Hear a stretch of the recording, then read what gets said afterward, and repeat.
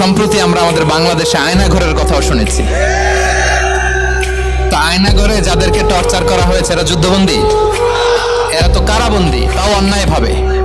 Enforce disappearance ছিল, অন্যায়ভাবে তাদেরকে গুম করা হয়েছে। অন্যায়ভাবে বছরের পর বছর যাদেরকে এভাবে কষ্ট দেয়া হয়েছে, ফ্যামিলি থেকে দূরে রাখা হয়েছে, কিয়ামতের দিন তাদেরকে আল্লাহ জালেমের কাতারে দাঁড় করাবে। ইসলাম কারাবন্দীদের দূরের কথা, যুদ্ধবন্দীদের সাথে ভালো আচরণের কথা বলেছে। আল্লাহ বলেন ওয়ায়ুতঈমুনা আত-তাআমা আলা হুব্বিহি মিসকিনাও ওয়া ইয়াতীমান ওয়া আসীরা। বিশ্বাসীরা গরিব দুঃখীদের যেমনি খাবার খাওয়ায়, যুদ্ধবন্দীদেরও খাবার খাওয়ায়। প্রিয় ভাইরা, খুব বরকতময় একটা সময় আমরা কাটাচ্ছি। রবিউল আউয়াল মাস, এটা মিলাদুন নবীর মাস, সিরাতুন নবীর মাস, বিষ্ণু ইসা ইসলামের সিরাত আলোচনার মাস। পুরো মাস জুড়ে আমরা বিষ্ণু ইসা ইসলামের সিরা আল আতেরা, বরকতময় সিরাত নিয়ে, মিলাদ নিয়ে আমরা